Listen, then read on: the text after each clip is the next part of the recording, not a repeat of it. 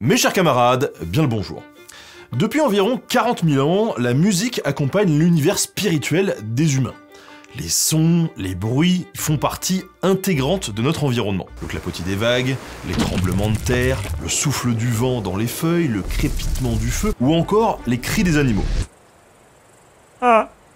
Et tous ces bruits ont nourri les expériences musicales dès l'époque préhistorique. À ce moment-là, les instruments sont alors de simples os percés pour produire des sons, et certains, comme les apos, servaient autant pour la chasse que pour le divertissement. Et bien sûr, il y avait aussi la voix humaine, cet instrument merveilleux dont on peut se servir de mille et une façons. Progressivement, les humains ont conçu des instruments de plus en plus sophistiqués, capables de produire des sons à des fins variées. Imiter l'environnement, communiquer ou exprimer des émotions et des symboles via la musique. Et ce lien entre l'humain et son rapport au son, il est parfois difficile à étudier en histoire. On peut trouver des instruments anciens ou ceux qu'on croit être des instruments anciens, on peut même parfois les jouer et tester des sons qui permettent de le faire, mais comment est-ce qu'on peut savoir exactement comment les gens faisaient de la musique? Quel genre de mélodie, de séquence de notes ou de rythme leur plaisait ou au contraire leur déplaisait? Eh bien, on a une étude récente publiée le 11 novembre 2024 qui tente de répondre à cette question en étudiant spécifiquement ce qu'on appelle le sifflet de la mort. C'est un sifflet aztèque bien particulier qui a souvent la forme d'un crâne. D'ailleurs, vous avez peut-être déjà vu ce type de sifflet dans le film Ghostbusters l'héritage qui est sorti en 2021 et qui est pas si mal. Bref, elle dit quoi, cette étude? En gros, elle va analyser les zones activées de cerveau d'humains contemporains, comme nous à notre époque, lors de l'écoute du son de ce sifflet. Et cette recherche, elle montre que ce sifflet avait des effets psychologiques spécifiques sur les auditeurs. Alors je me suis dit, pourquoi ne pas profiter de cette étude pour explorer l'archéomusicologie, qui est une discipline de l'archéologie qui étudie la pratique musicale de nos ancêtres. Il n'y a pas de raison qu'on le fasse pas, donc on va le faire, mais avant ça, petit retour sur l'empire Mexica pour comprendre le contexte dans lequel ces instruments prennent vie. Bon, on va poser les bases tout de suite. Aztèque, c'est un terme colonial. Le vrai nom, c'est Mexicas. Voilà, ça, c'est dire. Les Mexicas, c'est un peuple de la Mésoamérique qui s'est installé sur le plateau central de l'actuel Mexique, dans la vallée de Mexico. En 1325, ils fondent leur capitale, Tenochtitlan, sur un îlot au milieu du lac Texcoco. Rapidement, cette cité va devenir le cœur d'un empire puissant qui arrive au sommet de son influence au début du XVIe siècle. Dans cette ville, il y avait un endroit vraiment spécial. C'est ce qu'on appelle le Templo Mayor, ou Grand Temple, qui était un peu le centre de leur univers. Alors, je vais pas vous refaire un cours d'histoire complet sur les Mexicas, parce que j'en ai déjà pas mal parlé sur la chaîne, et il y a aussi certains de mes collègues, comme l'Histoire nous le dira, qui l'ont fait sur leur propre émission. En tout cas, vous connaissez la chanson, les liens sont dans la description. Mais ce qu'il faut retenir, c'est que la musique occupe une place assez centrale dans la société mexicas. Elle est absolument partout, dans les rituels religieux, les fêtes, les cérémonies, l'art, vraiment dans tout. Ce que je vous propose, c'est d'écouter avec attention Sylvie Pepperstrait, qui est spécialiste des religions des cultures mésoaméricaines. Chez les Mexicas, comme dans pas mal de cultures aussi bien anciennes que d'aujourd'hui, la musique est présente dans toute une série de contextes assez différents, donc bien entendu les rites, mais également la guerre et dans des contextes beaucoup plus récréatifs. Et donc, on est assez bien documenté sur certains de ces aspects, moins sur d'autres. Pour autant qu'on sache qu'il n'y avait pas d'association exclusive entre un type d'instrument en particulier et un contexte d'utilisation précis, donc pas par exemple les sifflets uniquement pour les rites ou pour la guerre, etc. Par contre, en fonction du contexte, on pouvait évidemment avoir des façons de jouer différentes, des associations entre instruments différentes, accompagnement éventuel de chant ou de danse ou bien non. Ça dépendait évidemment du contexte. Alors sur les rites sur lesquels on est les mieux documentés, on sait tout d'abord que la musique, c'était avant tout un moyen de communication avec les divinités, un moyen de les honorer aussi. Il y a un mythe chez les Mexicas d'origine de la musique qui est très explicite à cet égard et qui explique que les divinités ont donné les instruments de musique à l'être humain pour rétablir le contact avec les dieux invisibles qui avaient été perdus et qui sert effectivement à communiquer avec eux et également à les honorer puisque la musique leur plaît. Donc ça, c'est un premier aspect qu'on trouve dans les rites. La musique sert à communiquer avec les dieux et à les honorer. Mais les instruments ont un aspect imitatif pour faire un appel aux dieux lié à son environnement, sans oublier les nombreuses danses qui les accompagnent.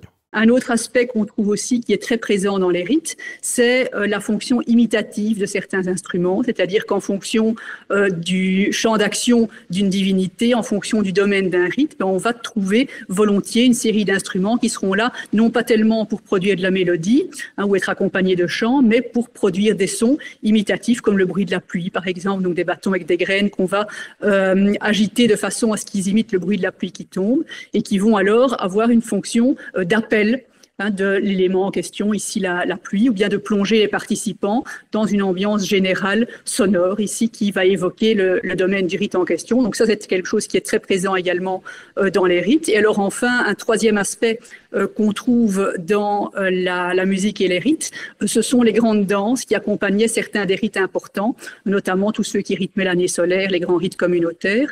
Et donc là, il y avait souvent des danses qui accompagnaient, qui faisaient partie intégrante de certains de ces rites. Et très souvent, ces danses étaient évidemment accompagnées de musique, notamment un grand tambour qu'on battait pour donner le rythme. Et en dehors des rituels, la musique a une place dans la guerre, les fêtes, etc. Alors en ce qui concerne les autres domaines dans lesquels la musique était présente, on peut parler de la guerre.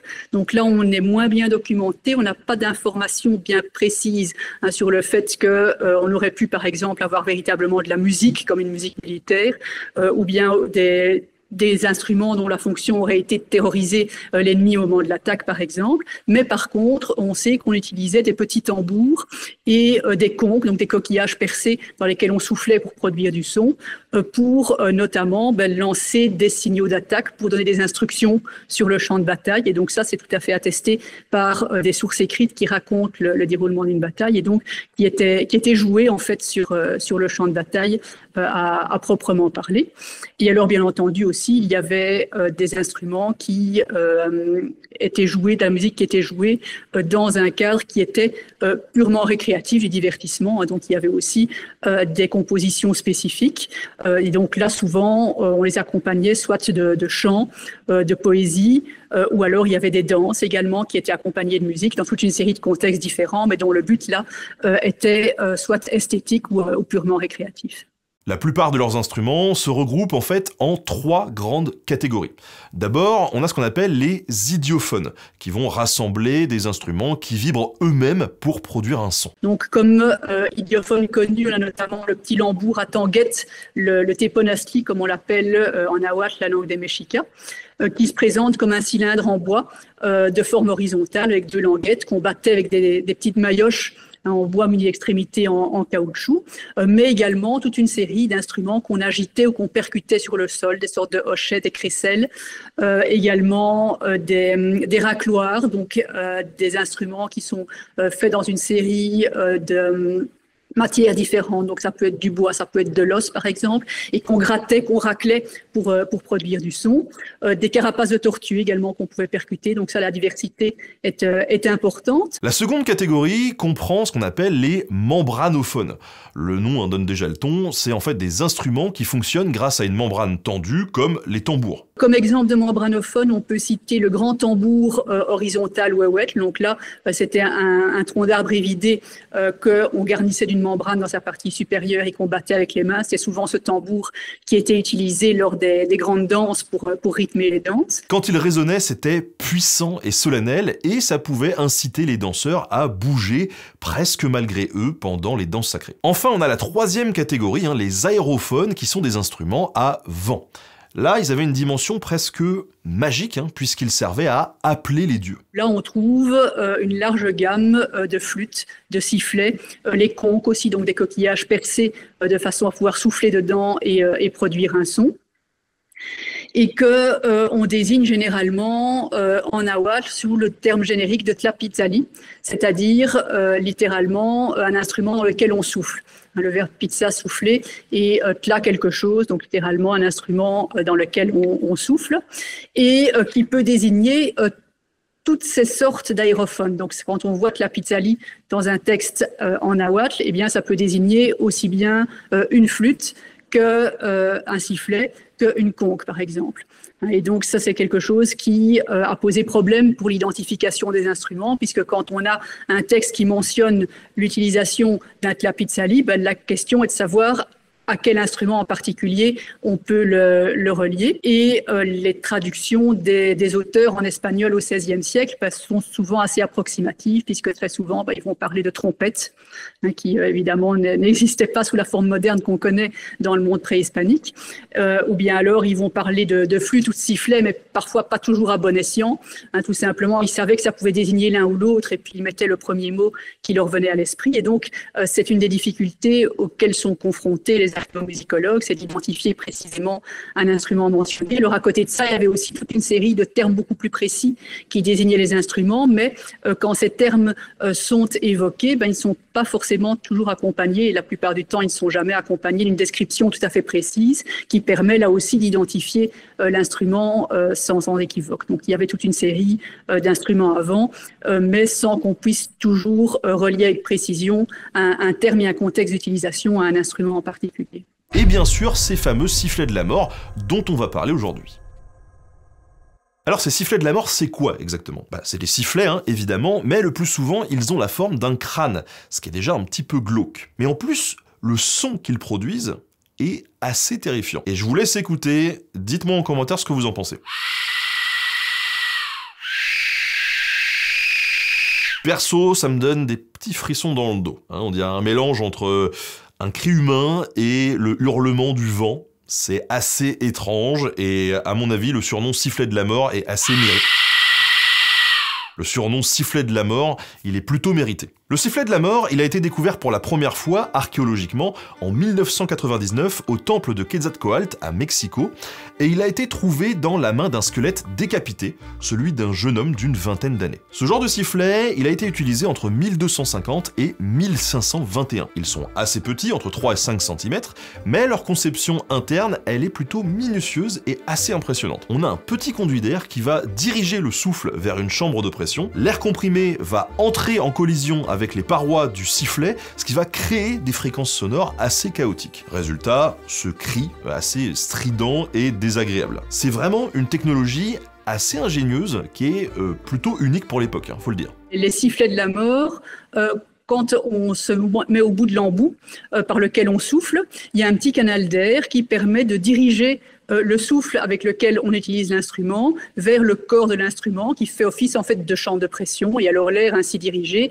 va percuter les parois de l'instrument et produire ce son tout à fait caractéristique. Et en fait, c'est quelque chose qu'on observe souvent aussi dans d'autres instruments comme notamment des flûtes ou d'autres aérophones qu'on va trouver chez les Mexicas comme dans d'autres cultures préhispaniques et qui ont un fonctionnement complexe finalement interne. Grâce à la technologie moderne, comme l'impression 3D, on a des chercheurs qui ont été capables en 2023 de recréer ces sifflets pour analyser leur fonctionnement. Et on a des chercheurs qui ont par exemple comparé des cris humains effrayés avec les sons obtenus par ces sifflets de la mort. Et là, surprise, les fréquences mesurées étaient quand même très similaires, avec un pic autour de 1000 Hz. Ces reproductions, ces reconstitutions sont faites de manière méticuleuse. Elles permettent de reproduire fidèlement le son de ces instruments. Et donc, c'est une donnée fiable pour tester des hypothèses. Et notamment, on peut envisager toutes les possibilités techniques d'un instrument sous la façon dont il a été joué. Et ça peut permettre de contrôler certaines hypothèses. Par exemple, si on estime qu'un instrument a été joué d'une certaine façon, et puis qu'avec la reconstitution de l'instrument, on se rend compte que c'est une possibilité technique qui n'existe pas, on peut évidemment écarter l'hypothèse. Et au contraire, si cette possibilité technique existe, voilà, ça ne valide pas forcément l'hypothèse pour autant, parce qu'il y a souvent plusieurs possibilités qui restent en jeu. Et alors, il faut alors voir, en fonction du contexte, examiner les données archéologiques, les données iconographiques, les données des sources écrites. Mais malgré tout, ça permet de donner des indications supplémentaires, qui viennent compléter en fait les autres types de sources pour étayer une hypothèse. En 2024, une étude publiée dans Communication Psychology par des chercheurs de l'université de Zurich a exploré les effets psychologiques de ces sons. Et là, ça devient vraiment intéressant parce qu'on est dans ce qu'on appelle la psychoacoustique, c'est-à-dire qu'on va essayer de lier comment un son va impacter notre cerveau et nos ressentis. Pour ça, les chercheurs ont utilisé des sons obtenus à partir de ces sifflets, ainsi que des répliques réalisées à partir de scans 3D. Et ensuite, ils ont fait écouter ces sons, ainsi que de nombreux autres qui n'ont absolument rien à voir, à 70 volontaires occidentaux. On a une première partie de l'étude avec les volontaires, qui a été de leur demander leur perception des différents sons via différentes méthodologies. Et les résultats sont plutôt clairs, le son est perçu comme négativement de ce sifflet de la mort. Perçant, désagréable, voire carrément agressif. Bref, c'est pas le genre de mélodie que tu te mets en fond sonore pour te détendre. Grâce à l'imagerie par résonance magnétique fonctionnelle, ou ce qu'on appelle l'IRMF pour les intimes, eh bien les chercheurs ont pu étudier quelles zones du cerveau s'activent chez l'auditeur qui entend ces sons. Les zones cérébrales activées sont donc des régions primaires du cortex auditif qui sont associées à la détection de sons menaçants. Et on a d'autres zones du cerveau qui se mettent aussi en route, comme l'amygdale et l'insula, qui servent notamment à réguler les émotions et à évaluer les menaces. Bref, c'est un son qui met ton cerveau en alerte. Et ça colle totalement avec les avis subjectifs des auditeurs. En tout cas, l'étude révèle de bons points, surtout dans la manière de fabriquer ces instruments et sur leur fonctionnement. Pour la première partie, en tout cas, dans une tendance qui est très répandue chez les archéomusicologues, qui permet de mieux comprendre la façon dont sont fabriqués les instruments et dont ils fonctionnent, puisqu'il s'agit en fait d'obtenir une imagerie détaillée de la structure interne de l'instrument pour comprendre la façon dont il a été façonné, et ensuite de produire des répliques en céramique ou bien des impressions en 3 dimensions qui permettent alors d'avoir à disposition un instrument duquel on peut jouer autant que l'on souhaite pour tester différentes possibilités, les possibilités techniques de l'instrument. Et donc ça, c'est quelque chose qui se pratique beaucoup en archéomusicologie, notamment l'imagerie moderne permet d'avoir des images précises qui montrent l'intérieur d'un instrument sans qu'on ait à l'endommager, à l'ouvrir pour comprendre comment il est fait. Et à partir de ces images précises, eh bien, il y a moyen désormais de produire des répliques qui sont tout à fait fiables. Et donc ça, c'est quelque chose qu'on voit beaucoup ces dernières années et qui est une grande avancée, je dirais, dans la connaissance du fonctionnement de ces instruments. Donc ça, c'est un aspect qui est très présent et qui est très important. Par contre, il y a un angle mort à ce genre d'études auquel, personnellement, j'avais pas du tout pensé. Ce qui nous paraît aujourd'hui terrifiant, pouvait peut-être, pour les Mexicas, être sacré ou réconfortant. Et est-ce que finalement, l'appréciation d'un son, c'est pas aussi quelque chose de culturel? Les sifflets qui ont été testés, ils prennent pas en compte les variations dans leur conception et dans leur taille. Et justement, Sylvie va nous donner son point de vue sur les limites de cette étude. J'émets certaines réserves en ce qui concerne cette étude, non pas sur la réplique des instruments, puisque la démarche me semble tout à fait positive et intéressante, mais plutôt sur la façon dont on joue les instruments et dont on interprète le son ainsi produit. Tout d'abord, il n'y a qu'un petit échantillon d'instruments qui a été pris en compte, alors que des sifflets de la mort, on en connaît de dimensions et de formes légèrement différentes dans les collections muséales. Et pour certains d'entre eux, il y en a qui produisent un son assez différent en fait de ceux qui ont été utilisés dans l'étude. Donc là, un plus large échantillon pour commencer m'aurait semblé être intéressant.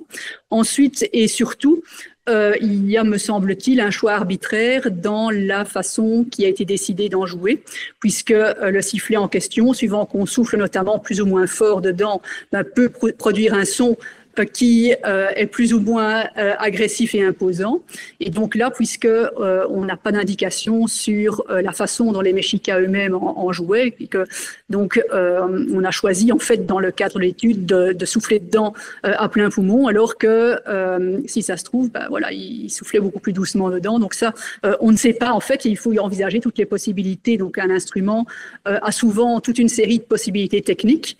Et donc, si on n'a pas d'indication sur la façon d'en jouer, eh bien, il faut envisager une hypothèse qui peut s'accorder des différentes possibilités. Enfin, l'expérience a été menée sur des volontaires européens modernes, avec une perception culturelle différente des sons par rapport aux Mexicas. La dernière réserve que j'ai à émettre, c'est le fait qu'on a fait écouter les sons ainsi produits à des auditeurs qui sont tous des occidentaux modernes forcément.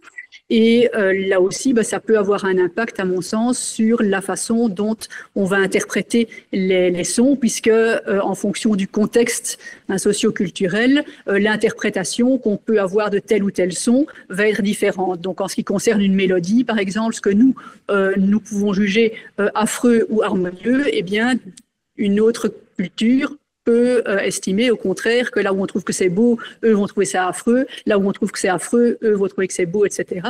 Et donc en ce qui concerne l'interprétation aussi, si les participants à l'étude ont jugé que le son était effrayant, ce n'était pas forcément le cas pour les populations préhispaniques qui entendaient certainement ce son dans un contexte rituel donné, vis-à-vis duquel ils étaient conditionnés, ils baignaient dans un environnement bien particulier qui est différent du nôtre d'aujourd'hui. Il faut savoir qu'une étude avait été menée en 2011 de la différence de perception du son entre 40 pygmées et 44 Canadiens. Ils ont subi plusieurs écoutes de musique classique occidentale, de musique pygmée d'autres communautés d'Afrique centrale et des extraits de musique de films. En tout, on avait 19 extraits musicaux. Et dans cette étude, on remarque bien qu'il faut distinguer les réactions sensorielles, qui sont physiologiques et donc potentiellement universelles, des réactions émotionnelles, qui sont là des interprétations qui sont liées à la culture des individus. Bref, si on revient à notre étude plus récente, les chercheurs se défendent. Ce qu'ils disent, c'est que, ok, mais certains mécanismes neurocognitifs de base sont communs à tous les humains, voire à d'autres primates,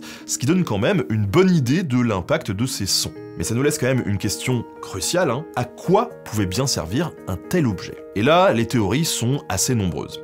Certains pensent qu'il a été utilisé pour terrifier les ennemis sur le champ de bataille. Imagine un peu des centaines de guerriers qui soufflent dans ces sifflets juste avant de charger.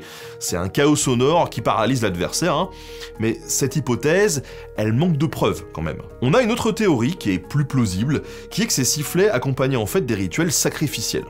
Le son pouvait intensifier l'atmosphère mystique ou guider l'âme du sacrifié vers l'au-delà, tout en repoussant les mauvais esprits. Dans la société mexica, c'est un sujet débattu au sujet duquel il existe plusieurs hypothèses. La plus vraisemblable, selon moi, c'est celle de l'archéomusicologue Hatchebot, qui donc est spécialiste justement des instruments de musique mésoaméricains, qui a notamment travaillé sur des instruments retrouvés dans des contextes de dépôt rituels dans le sens cérémoniel au Templo Mayor à Mexico, et qui a proposé de situer ces instruments dans le contexte des instruments en fonction imitative. Et il a suggéré que le bruit qui était produit par ces instruments évoquait le bruit du vent. Il l'a mis en lien avec le contexte archéologique en fait dans lequel certains de ces sifflets ont été retrouvés, puisque 2 d'entre eux ont été retrouvés dans les mains des restes d'une victime sacrificielle qui était associée à un temple dédié au dieu du vent et Tlatelolco, donc un quartier de Mexico. Et quant à l'iconographie du sifflet, donc la fameuse tête de mort, il l'a mis en lien avec une autre divinité liée à l'inframonde, Mictlantecutli.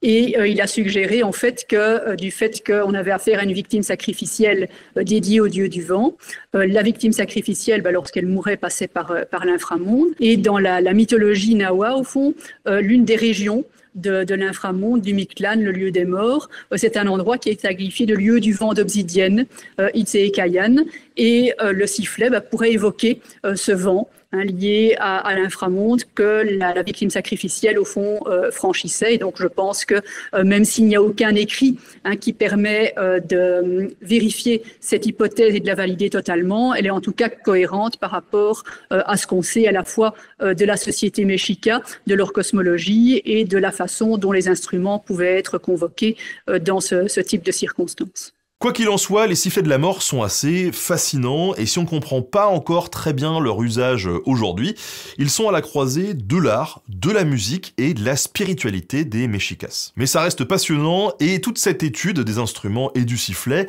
elle est réalisée grâce à l'archéomusicologie. La science des instruments de musique, qui consiste en la description, le classement en catégories des instruments de musique en fonction de critères de structure, des critères sonores. Et en la matière, l'étude qui fait encore référence à nos jours, c'est le classement qui a été proposé en 1914 par Sachs et Hornbostel, et donc qui catégorise les instruments de musique, quelle que soit la culture envisagée, aussi bien dans l'espace et dans le temps. Donc ça peut être aussi bien les instruments de musique d'aujourd'hui que des instruments de musique du passé et catégorise donc ces instruments en 4 grandes familles, les aérophones, les idiophones, les membranophones et les chordophones. Et alors au sein évidemment de ces 4 grandes familles, il y a encore des subdivisions et toute une série de sous-familles évidemment. Et donc elle permet de situer les instruments, quelle que soit la culture, dans ces grandes familles en fonction de leur structure et du type de sonorité produite. Donc c'est vraiment la technique qui étudie les instruments de musique de manière scientifique. Et c'est un des aspects qu'on utilise en archéomusicologie. Donc l'archéomusicologie, qu'est-ce que c'est? C'est une des branches de l'archéologie qui s'intéresse à la musique, donc la pratique musicale et les objets qui sont mobilisés. Et donc forcément pour des sociétés ici du passé, donc qui intègrent des éléments d'organologie. Encore aujourd'hui, les traditions et la musique mexica, malgré les transformations dues à la colonisation, conservent une connexion au sacré. On a une sorte de syncrétisme qui s'est formé, tout ça c'est un peu mélangé. On a des traditions musicales indigènes qui sont encore vivantes au Mexique et au Guatemala et qui continuent de refléter cette richesse spirituelle. Mais faut quand même rester prudent sur l'impact réel de la musique mexica de nos jours, ça comme d'habitude, faut toujours nuancer les choses. On a un certain nombre qui ont perduré pendant un certain temps après la conquête espagnole et même bien au-delà.